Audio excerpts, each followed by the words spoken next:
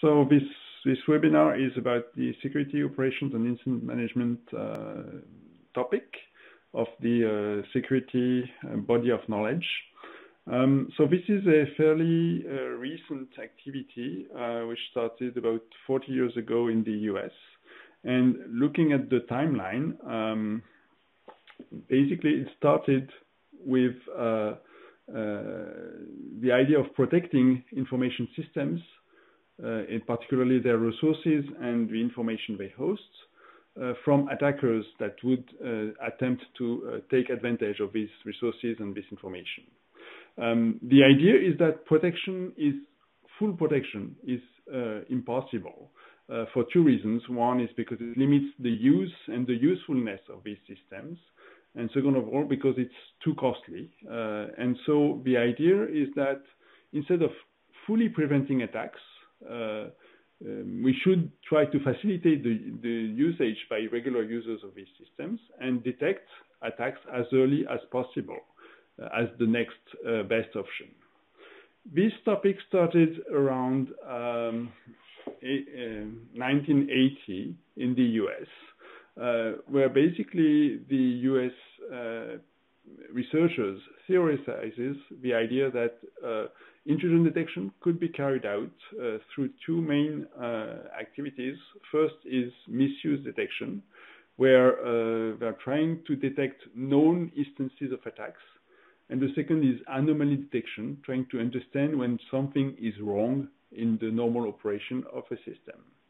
From these concepts, several intrusion detection prototypes were developed and tested in the years 1990 to 2000, and this led in the IETF to the creation of the Intrusion Detection Working Group that proposed a number of standards to formalize the concepts to everyone. Then people moved on, started using these intrusion detection systems and were confronted with a huge number of alerts. And so they decided that they needed platforms to be able to handle these huge number of alerts. And so these created the security information and event management platforms that people use today. Coming later, cyber threat intelligence attempted to understand attack processes and how attackers penetrate systems in order to reinforce the activities related to detection and mitigation of those threats. And so going even further, people created the security orchestration, analytics, and reporting environments to completely manage information security in their systems. All of this evolution followed the needs to meet the increasing complexity of systems, services, and also attacks, which started from relatively simple mechanisms to really complex attacks today. We can describe those concepts using the MAPE-K loop that was introduced by IBM a few years ago. The idea is that people who are trying to defend an information system will go through several steps. The first step is monitoring. Basically, it's looking at what's happening in the information system, so collecting traces of execution. These are the events that come from this information system into the monitoring platform. Once you have the events, they need to be analyzed in order to detect attacks. And that was the initial role of intrusion detection and prevention systems: gather events and analyze them to propose alerts that materialize incidents occurring in the system. When we went further, it turned out that the amount of event that is generated is very large.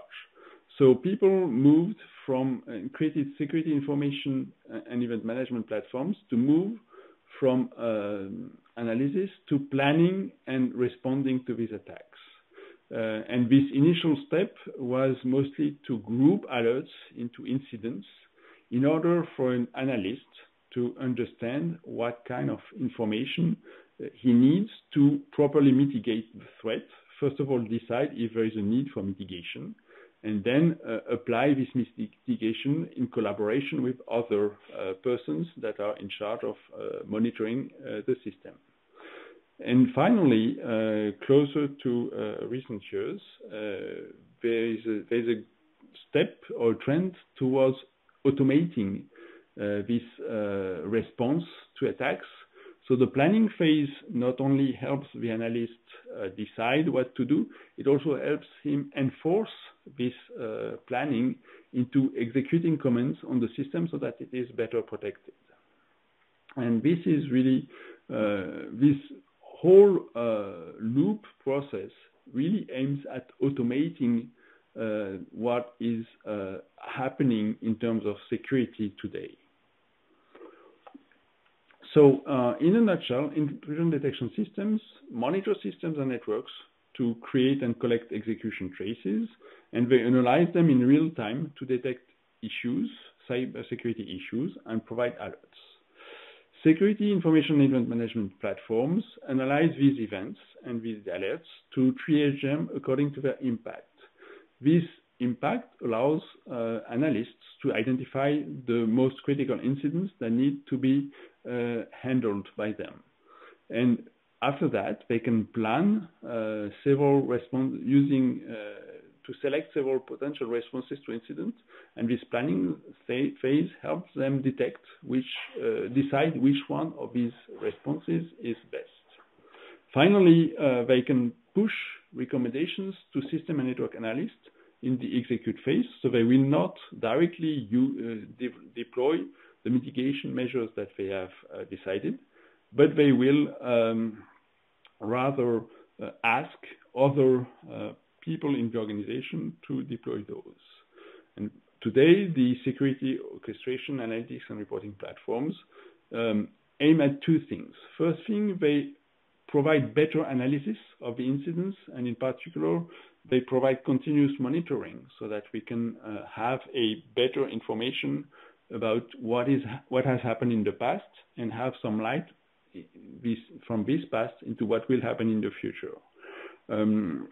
Then the planning phase also helps in understanding not just the technical impact of an attack, but also the actual business impact, which is probably more important from an organizational perspective than than the technical asset that's being compromised. And finally, this enable partial automation of the deployment of response plans in order to facilitate the work of analysts that need to handle these alerts in a timely manner. The deployment of these technologies are based on the segmentation of a network in zones. Zones are basically designed according to sensitivity of the information that is handled in these zones, and also the quantity of exchanges that needs to take place within or between those zones. Once the zones have been defined, sensors and log feeds are deployed to collect traces and detect malicious behaviors. There is a private network that is dedicated to security in order to gather events and feeds and alert feeds and push them into the SIEM platform. And this SIEM platform is usually deployed as a software tool in a SOC, in a security operating center, in order to manage alerts and incidents. Note that this platform can actually be external. There is a branch of cybersecurity that relies on managed security services, and so external operators that are skilled, trained analysts in order to manage these events. So a typical architecture can be shown in the current figure. There is a public network outside, and a private network the inside of the organization. There may be many insides, it doesn't really matter. There are many possibilities and many architectures of IT systems that are deployed in these environments.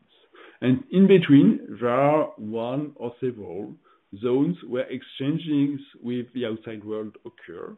And in all of these various environments, there are two things that are deployed: logs that are collected and then fed into the security monitoring network, and intrusion detection sensors, which have the capability to collect traces, provide alerts. And so in general, these intrusion detection systems have several network attachments, one of them in the security monitoring network and the others into private or DMZ networks in order to collect the relevant information. In the Security Operating Center, there are also feeds that come from Cyber Threat Intelligence, CTI. It's either open intelligence or provided by companies that alert the SOC of potential threats or malicious activity that is relevant to their domain. Another interacting component is the Computer Emergency Response Team and the Information Sharing and Analysis Centers. These are specialized entities that gather either vulnerabilities or incidents that have touched other organizations.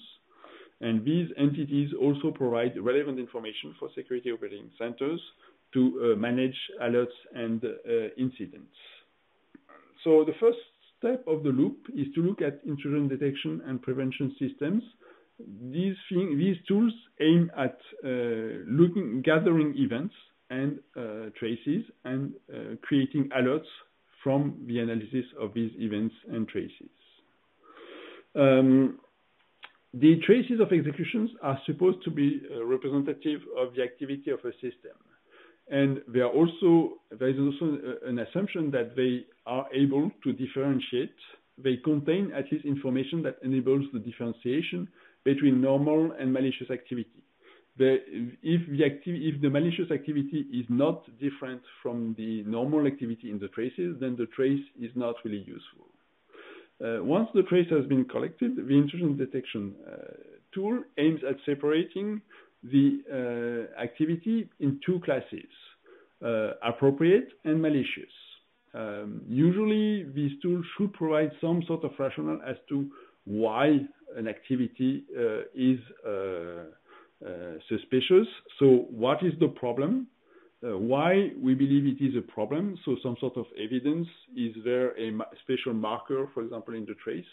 That is an indication that there is a problem. There are also frequently levels of suspicion associated with the evidence. In many cases, it's hard to be completely black and white. And also, there are attempts that are more severe than others. And so these levels of suspicion are supposed to help the operator to guide him into how urgent the deploying a solution is. Any misbehavior, any malicious activity is translated by the raising of an alert. So in terms of data sources, traces, there are several possibilities. Broadly speaking, we separate them into network traces and host traces. Network traces represent communication activity between two or more systems. Host activities represent computing, programming, execution. Network traces can be roughly separated into three kinds. One is just looking at network packets. It's the most frequently used. It's the most common. And in general, people are trying to look not only at headers, but also at the payload of packets. The second the second network trace that can be looked at is network aggregates. Network aggregates are basically counters that represent a certain volume of activity, typically which machine is communicating with which other. And this enables essentially to measure the amount of activity. And in the case of attack, if there is a significant raise or a significant change in activity patterns, then this can be a symptom. Finally, there are data sources that are related to the network infrastructure. And typically, here we can find two things. One is the naming infrastructure, which associates IP addresses with names. And the second is the routing infrastructure. both of these infrastructures are actually used to carry out attacks. On the host side, it can be found two levels. One is the application logs, which are broadly located, which broadly represent the activity of an application, a server typically, and the kernel logs, which are actually the representation of the low-level activity of an information system. And these logs are, as much as possible, collected by dedicated interceptors. There is a specific tool, which is the Syslog tool, which is basically a universal logging system that aims at helping either network applications, so typically the network infrastructure, or regular applications such as web servers or database servers, provide information as to their behavior. And this is extremely useful, particularly in Unix environments, and I will come back to that later. So network packets can be seen as carrier of attacks. For example, there is a malware, malicious code in the payload. So that's the outside to inside activity. They can also represent symptoms of compromise. Typically, an attacker, when it has compromised a system, will attempt to keep into communication with this system, and he will deploy some sort of command and control infrastructure. And looking at network packets provide some evidence of this compromise, of this past compromise, as attackers are using this kind of network to this kind of infrastructure to command systems that are compromised. Network aggregates enable to detect deviations in traffic patterns, such as changes in port activity, conversations, or volume. The network infrastructure is also relevant for example, in the case of the domain name systems. This is a system that is extremely used by attackers for a command and control channel. And we also have instances of malicious activity related to routing, where people are deploying new routing rules in order to collect sources to collect traffic in an unauthorized way. Application data sources gather traces that are provided by applications that are related to their runtime behavior. The most well-known type of such trace is web servers, which provide a wealth of information as to what they do, which clients they serve, and what kind of answer they give to these clients. And for these application traces, they usually each trace entry represents a specific activity. They're usually collected through system mechanisms. For example, in Unix, the /var/log directory is where most of these applications write their log files. And the Syslog system service is also widely used. In applications, sometimes you need to parse documents, which are more complex data structures, and this may create difficulties in understanding the kind of content and the kind of attack that is effectively carried out. In terms of systems, people are mostly interested in kernel logs, so trying to intercept very low in the execution path, and typically in assembly language, what is happening on the kernel, what kind of malicious activity is actually occurring. And the main focus of this kind of data source is to detect malware trying to compromise a system. More recently, this has seen a peak of interest in the Android ecosystem, in particular trying to understand the interactions between the apps that the user are downloading and the supporting libraries, because it's actually difficult to understand a malware in the Android ecosystem because it can use system services in a relatively transparent way. And so it's very hard for detectors to actually understand what kind of malicious activities is occurring. Syslog, as already mentioned, is a generic logging infrastructure. It's been standardized by the IETF in an entry that is composed of a timestamp indicating when the event has been generating and some information about who is generating the events. Typically, we will have a host name, a process ID, and then some information about the level, the risk level or the priority, so the importance of the message. And finally, a text that is given by the application and that should be read by the operator in order to understand what the issue is. And this message is usually small, normally less than 1,000 characters, in order to facilitate transportation from service to service. And this info, even if it's a small message, a small text, it's usually extremely interesting to read because it's understandable by humans. And it's extremely widely deployed and developed by in security information and event management. For example, the infrastructure of the Olympic Games uses Syslog for cybersecurity event collection. So it's really something that is extremely useful, that is deployed by a majority of security operating centers, and where people really rely on to detect attacks. So there are a few issues related to data sources. The first one is the normalization issue. People need to, when they acquire a data source, people need to understand not only the syntax of the data, but also the semantic. What does it mean? And in many cases, it's usually easy to understand the syntax.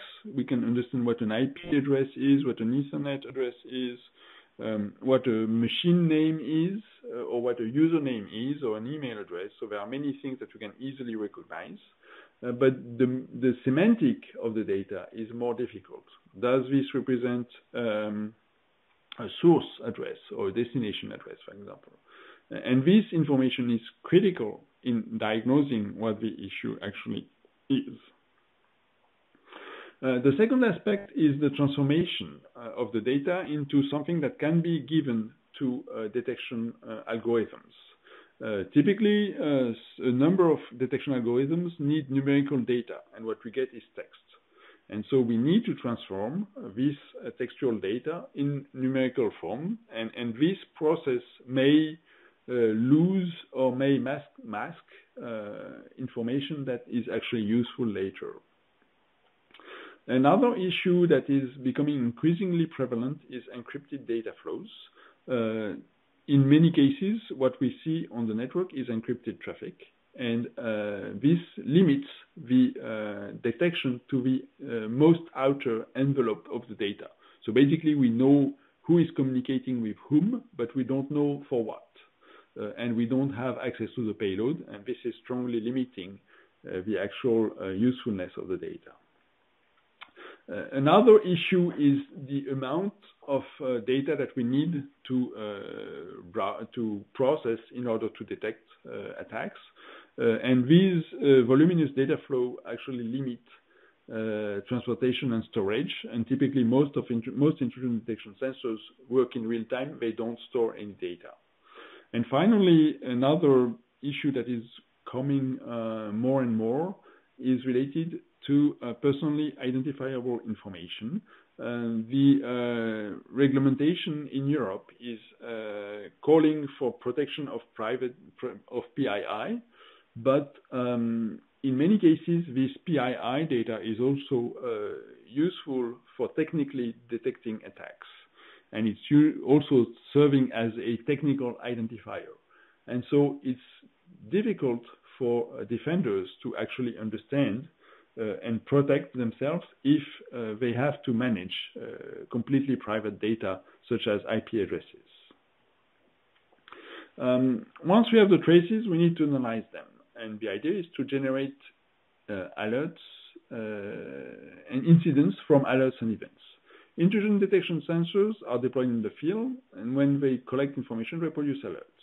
And there are two families of analysis techniques: misuse detection, which aims at leveraging the body of knowledge that we have about past attacks to detect someone trying to reuse a certain vulnerability and use this knowledge to say, okay, this person is actually using such vulnerability to carry out its attack.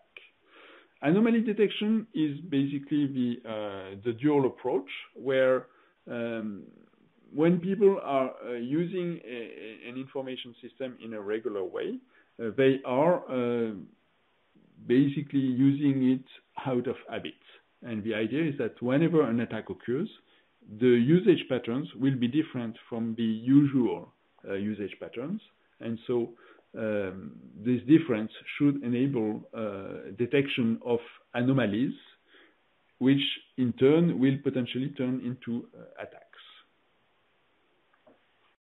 So as one can see, the idea is that the data stream is strongly reducing from events to alerts to incidents.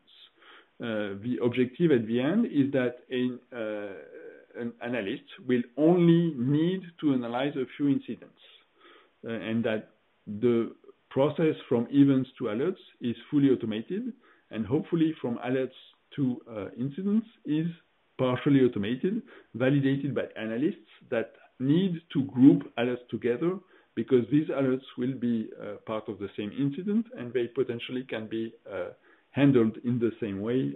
We can apply the same response to them. And so there is a strong reduction all along, a strong reduction of information all along this stream, this process, in order to ensure that what remains in the end is actually bearable for the analysts. So misuse detection first requires to gather knowledge about attack processes, and then to model the occurrence of attacks into traces. This is usually called, this occurrence is usually called signature, and it takes the form of a reference number, usually a common vulnerability and exposure numbers, that says, okay, this signature represents the occurrence of such and such attack. And the role then of the intrusion detection sensor is to detect the presence of the signature in the trace. The advantage of this approach is that alerts are qualified by a root cause. We basically know what the attacker wants to do, so it's relatively easy to qualify the problem and to explain to the analyst what the attacker is actually trying to do and what its objective is and what its target is. The drawback is that we need to manage the attack, the knowledge about the attacks. And this knowledge is actually growing quite rapidly.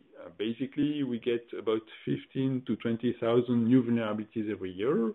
And so it requires expertise and time for analysts to understand the vulnerabilities and create the signatures. And as long as the signatures have not been created, it is very difficult for the sensor to detect the exact attack. So analysts need to create signatures, and operators need to deploy those signatures into intrusion detection sensors for them to be really effective. So anomaly detection is the dual approach, and it aims at gathering knowledge about the process behavior. The behavior is either expected. For example, we have standards that describe how a communication should occur, and when we are looking for communications that do not fit the standards.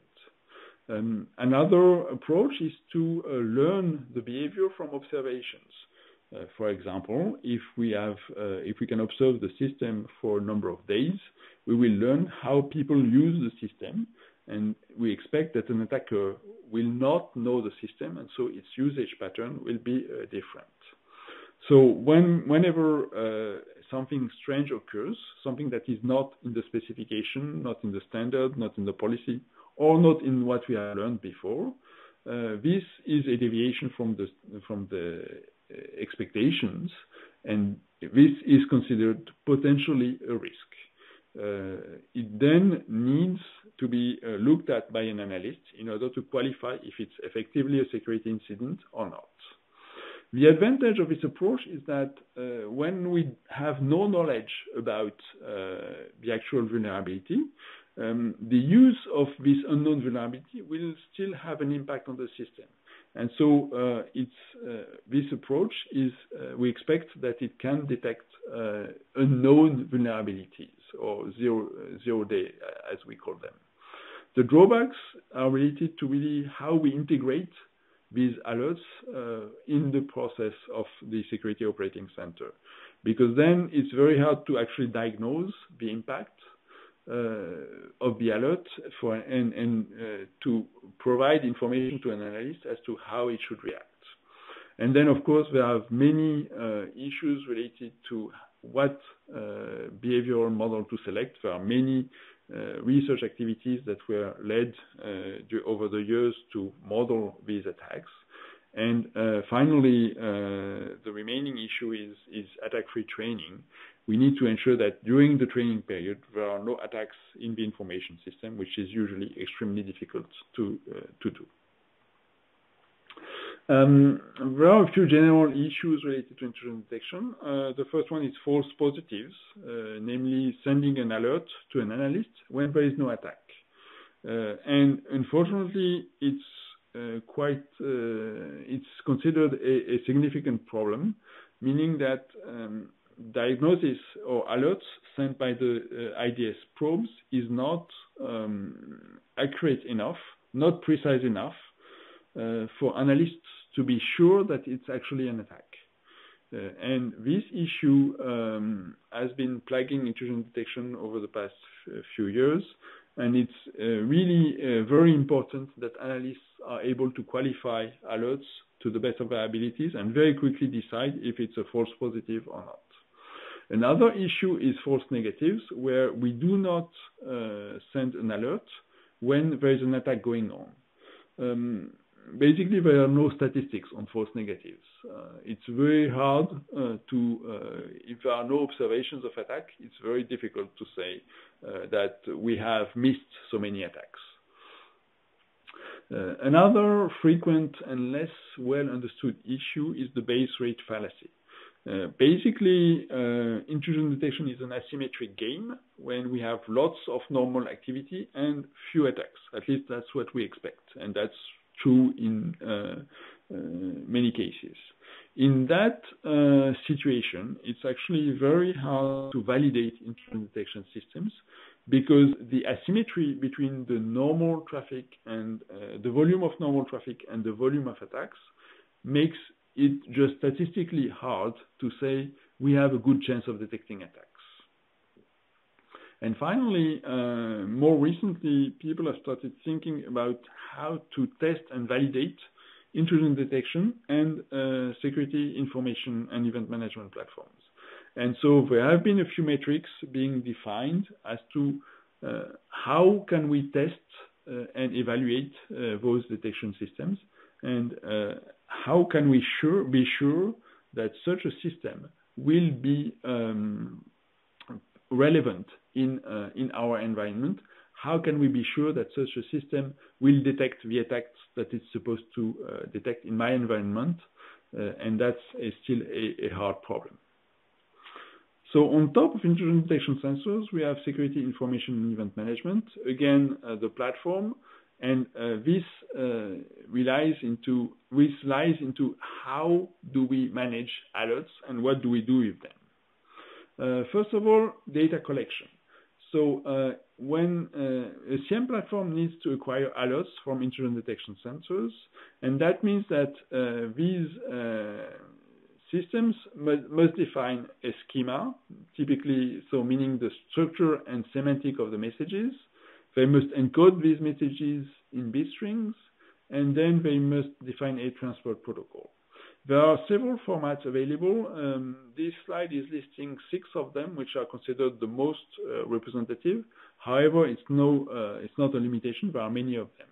The first 2, CEF and LEAF, are commercial formats provided on one hand by IHP from ArcSight and by IBM from Curador.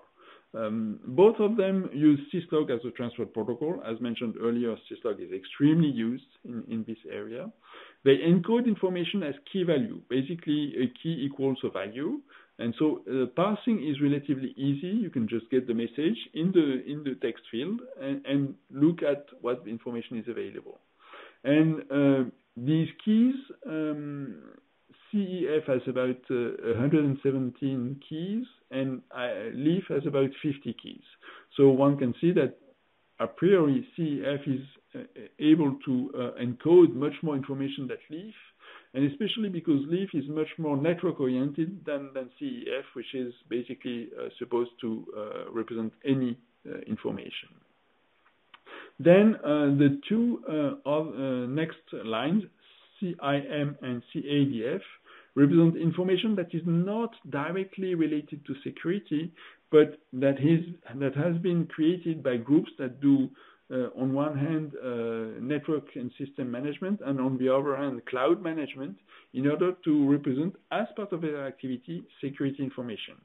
These systems, these models, are supposed to encode much more than just security information. They're supposed also to generally encode management information and general runtime behavior. In terms of security, they're similar to LEAF in terms of representativity. What's interesting is that they're agnostic in terms of transport. They can use just about anything. It's up to the operator to decide which transport he wants to use. But they're using much more structured encoding and structures. Encoding, one is using XML, the other is using JSON. The fact that it's in parentheses is because the standard provide suggestions to use these forms, but it's not mandatory. People could choose to implement something else. But the most important thing is that both of them use a structured language, either UML or classes, to structure the information and ensure that the semantic of the information is clear. And the last 2 are also standards-driven. IDMEF was standardized by the IETF, and CEE, the Common Event Enumeration, was standardized by MITRE, which is a US-based organization. And again, we find the idea that the structure of the document should be strong, and IDMF is using UML, and CEE is using a structured approach as well. Encoding, again, is using XML or JSON. And then we see that the number of attributes that are available in these structured representation is much higher, at least for IDMEF, than the others. The idea is that we need a precise representation of the information as much as possible to ensure that the tool that is receiving the information is actually able to understand in an unambiguous way what he receives. When a CM platform receives an alert, it's supposed to correlate it with a number of objectives in mind. First of all, it should reduce the number of alerts that an analyst has to process, because otherwise the analyst will be flooded with information. The second objective is to automatically identify the false positives in order to ensure that the analyst, again, is not flooded by information that is not relevant to its task. Help the analyst group alerts into incidents and to propose remediations. So support the operator in ensuring that the process of alerts is as accurate as possible. Correlation techniques can use basically 2 things. One is look at multiple alerts that share the same characteristics. They are containing the same addresses, meaning they have the same victims or they have the same attacker. Looking at ports, so the same ports mean that they're targeting the same kind of application or the same kind of service. So there can be something that's attempting to spread across the organization, and other common characteristics. Another possibility is to look at contextual information that can be provided either by the environment itself, in which the sensor is embedded, such as what kind of services are available, machine names, or network topology. Another source is cyber threat intelligence, who is trying to attack me and how, in order to highlight attacks that are representative of these processes. And finally, information that can come from information exchange systems, such as ISACs, in order to have a better knowledge of who is, in a structural way, trying to attack me, attack my industry, attack my peers. And if I have information about how and why my peers attacked, then I will be able to better defend myself and better understand the kind of attacks that are targeting me. In terms of mitigation and countermeasures, the objective is, of course, to block the attacks once we've detected them. The first kind of tool that can be used is intrusion prevention systems. So intrusion prevention systems are basically detection systems with an embedded solution that is applied for each alert.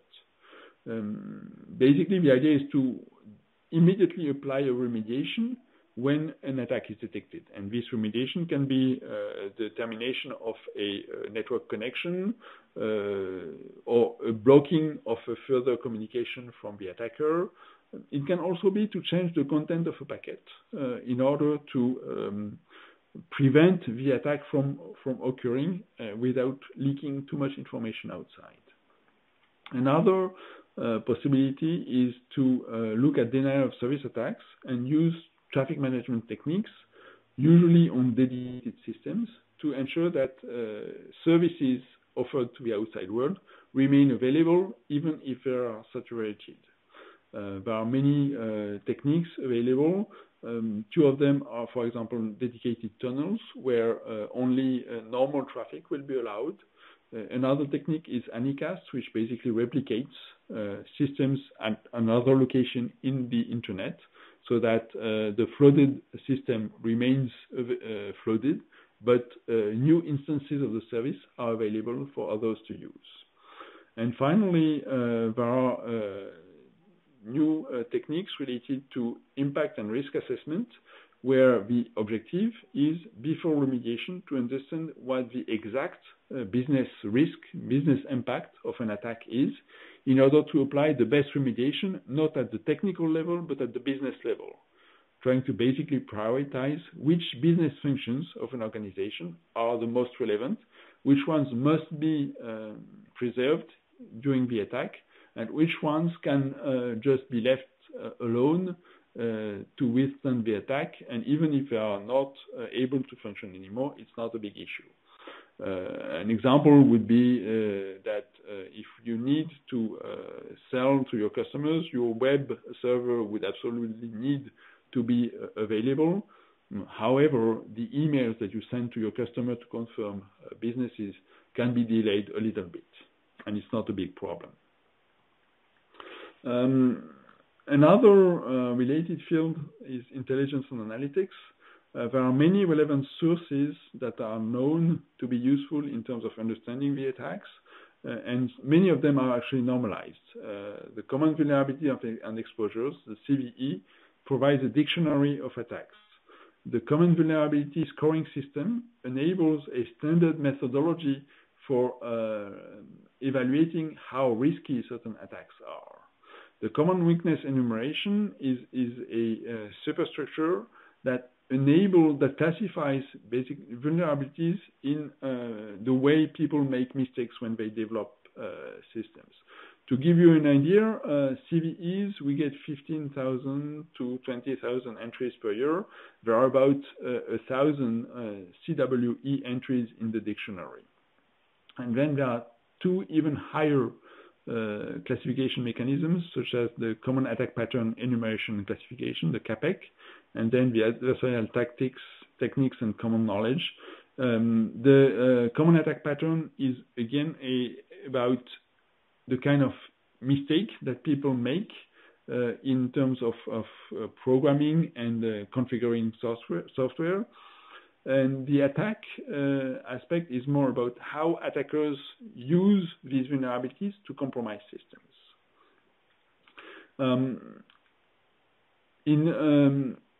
In early times, people used honeypots to understand how attackers would attack systems. So basically, honeypots were systems that were deployed in the field to see how attackers would operate, would attempt to compromise them.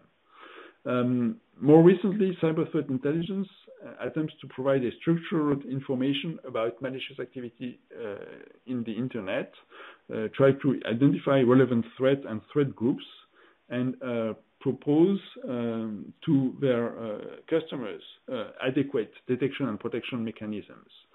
And in the end, the idea is to share compromised information through ISACs, Information Sharing and Analysis Centers, in order to ensure that industry as a whole is better protected. So the incident management lifecycle can be separated into three main phases. The first phase is, of course, to prepare for incidents. So there is a need to establish the plans, procedures, and establish the operational capabilities, who will be doing what. During an incident, there is an aspect of analyzing the incident, proposing mitigation, understanding if the mitigation is efficient, and then going again to the analysis to understand better how the incident happened. And of course, there is a communication activity to inform the outside world about incidents and their severity. And finally, when the incident is considered finished, there is a follow-up phase where people will go back to normal operations and try to improve their readiness, their posture, in order to be better prepared when the next incident occurs. And this whole life cycle is particularly important, when one wants to properly manage incidents. In conclusions, security, operation, and incident management is increasingly relevant for many reasons. The first one is that we are currently entering the area of the Internet of Things, and the many devices and services that will rely on these devices will need monitoring. And given the breadth and the size of this Internet of Things, it's just impossible to consider that we can protect it completely. And so we will need security, operation, and incident management to detect incidents and manage them in the best way we can. Another trend that is particularly relevant in IT is that we will have to face complex dynamic systems and systems that are inherently unstable, with the operation of the DevOps paradigm, where people are both operating the service and developing it at the same time. And this means that it's very hard to offer complete protection of all features, and so there will be a need for detection again. Unfortunately, this requires skilled personnel, and this skilled personnel is in short supply.